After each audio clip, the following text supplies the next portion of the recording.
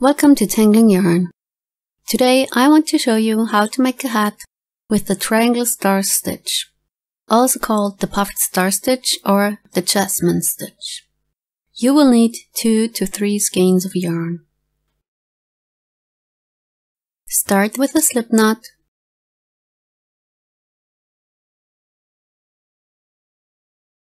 Then chain 2. Pull up the yarn, yarn over and go through chain 1. Pull up the yarn and yarn over for a second time. Go through chain 1, pull up the yarn again and yarn over for a third time. Go through chain 1, pull up the yarn. Hold the yarn right here and then go through all the loops on the hook. Insert the hook where you just held the yarn, yarn over and go through that first loop. Yarn over and go through the 2 loops on your hook. Then chain 1.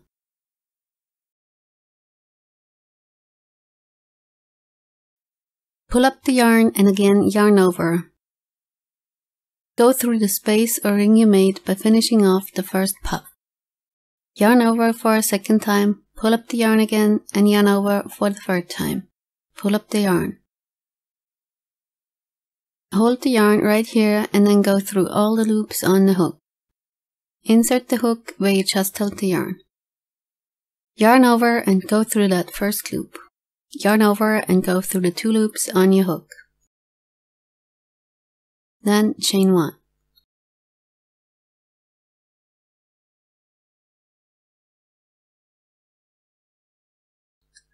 One more time. Pull up the yarn again and again yarn over and go through the space for a total of 3 times.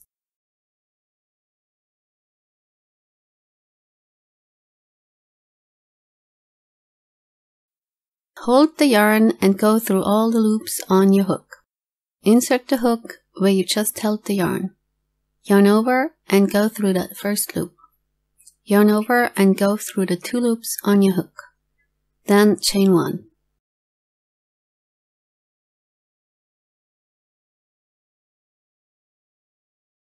I did a base chain with a total of 8 puffs. That's about 4.5 inches. This should be long enough to make a hat for a baby. Here's a chart showing you how long your base chain should be.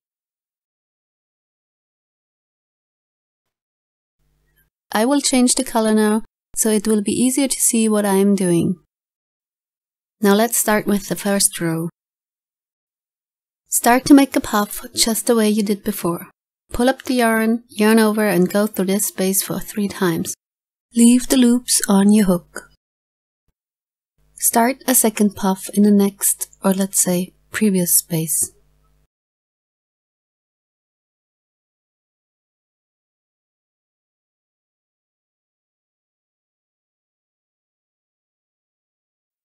Hold the yarn and go through all the loops on your hook. Insert the hook where you just held the yarn, yarn over and go through that first loop. Yarn over and go through the 2 loops on your hook. Then chain 1. You did your first set of 2 puffs. Now let's make a set of 3 puffs. Start the first puff in the space you just created by making your first set of 2 puffs.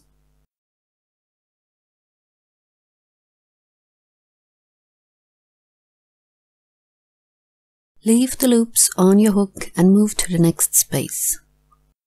Start a second puff.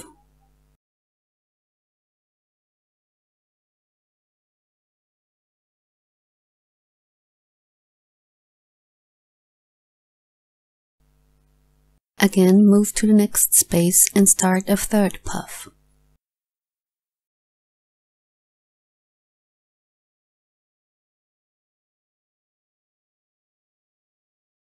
Now you have 3 puffs on your hook.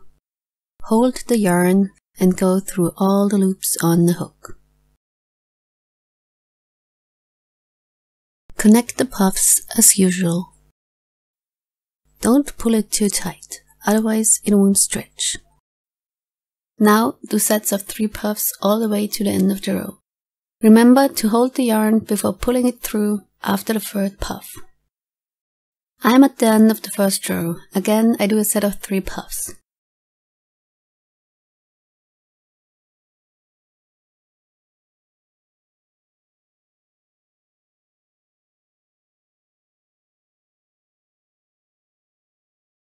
The last puff will be in the beginning chain 1.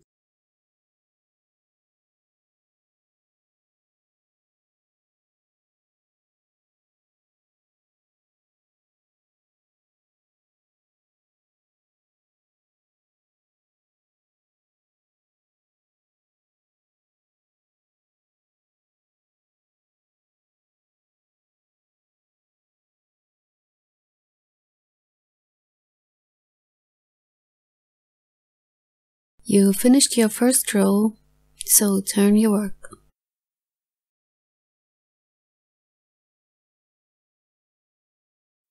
Count your stitches after every row. You should always have 1 stitch less than in the previous row.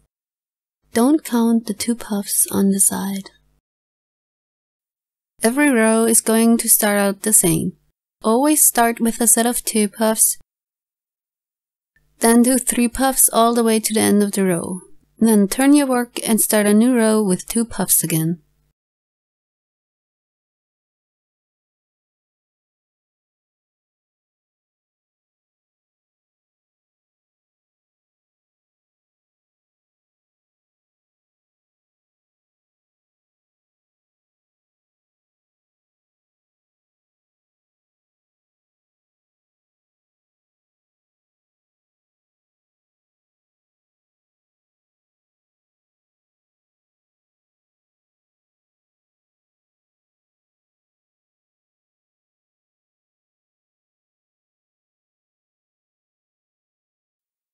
If you have trouble holding the yarn or pulling it through, just go on a little longer. You will get used to this kind of stitch and it will become quite easy.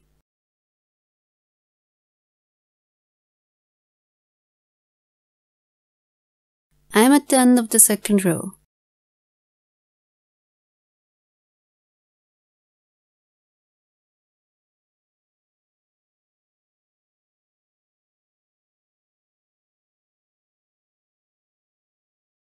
The last puff won't be as far as the very first chain 1. It will be where I did the first set of 2 puffs in the first row.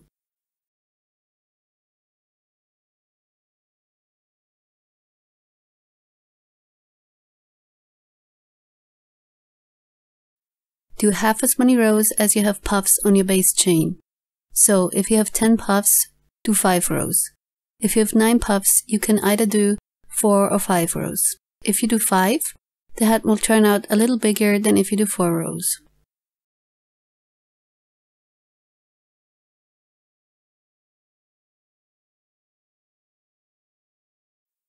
I finished 4 rows. Check if you've done everything right. I have 8 puffs on my base chain, so I should have 4 puffs on each short side. If everything is as it should be, cut off the yarn. Repeat what you did on the other side of the base chain. Start your first puff in the very first chain 1. Leave it on your hook, start another puff and connect them as a set of 2 puffs. Then do sets of 3 puffs all the way to the end of the row. Turn your work again and start the next row with a set of 2 puffs. Do as many rows as you did before.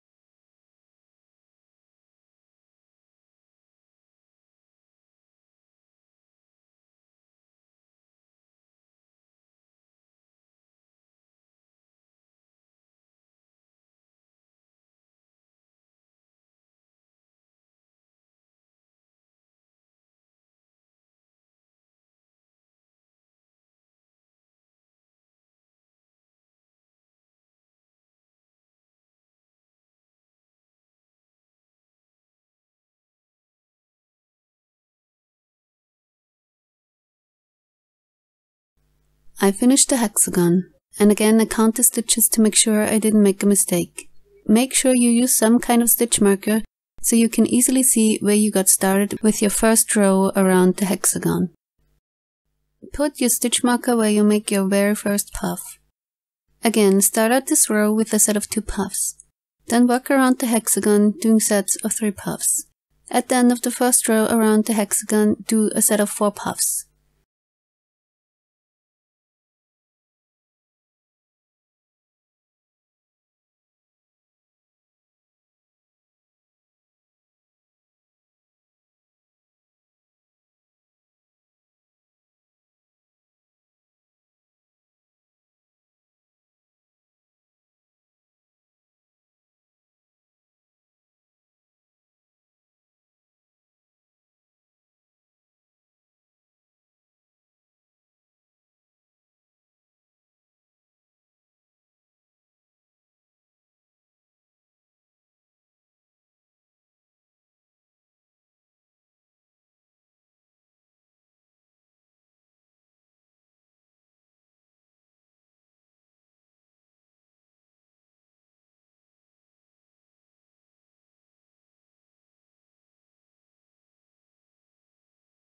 You will know you are at the end of the row when your third puff will be right in the space where you put your stitch marker.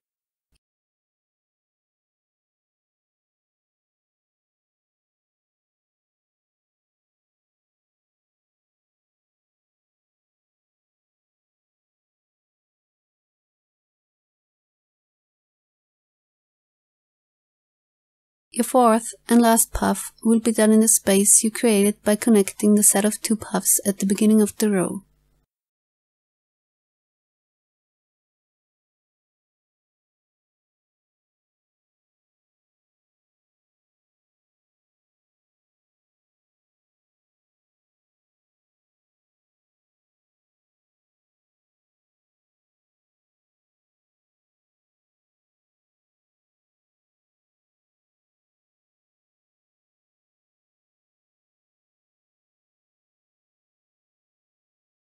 In the corners of the hexagon, you will get 5 armed stars.